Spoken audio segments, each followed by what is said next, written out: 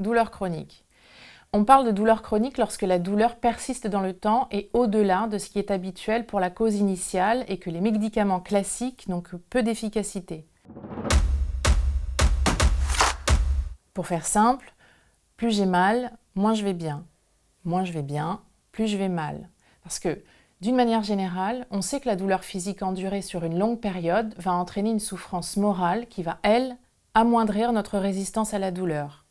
Autrement dit, la douleur va nous paraître plus intense et on va éprouver des difficultés plus importantes à l'oublier. Il est donc important d'être accompagné sur le plan moral pour éviter ce cercle vicieux. Il se produit comme un phénomène d'usure. Vivre avec une douleur chronique revient à mener un combat épuisant.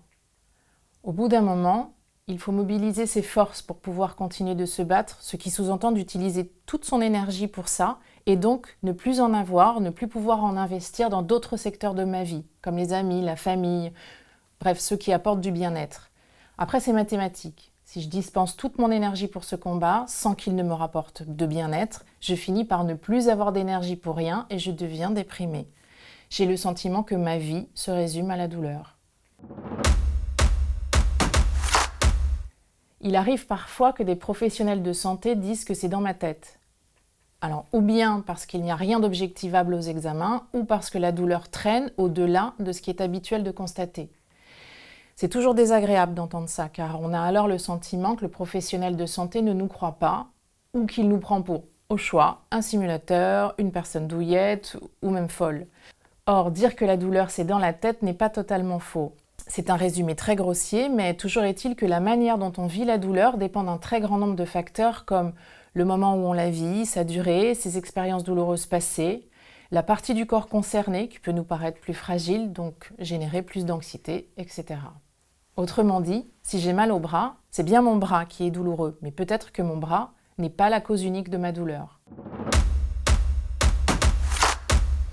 Comme on vient de le voir, vivre avec une douleur chronique épuise nos ressources internes et peut nous conduire à la dépression. On dort mal, donc on récupère moins. On a le sentiment de lasser notre entourage qui ne peut rien pour nous. On ne se supporte plus car on a le sentiment de ne rien faire que de se plaindre. On s'isole, etc. Avoir un interlocuteur qui connaît ce processus permet d'avoir un espace de parole où l'on ne risque ni de décevoir, ni de lasser, tout en maintenant une relation qui permet de lutter contre l'isolement psychique.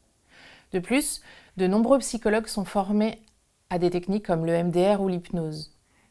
Ces techniques permettent à minima de restaurer notre résistance à la douleur, de retrouver un meilleur sommeil et donc de conserver une meilleure qualité de vie.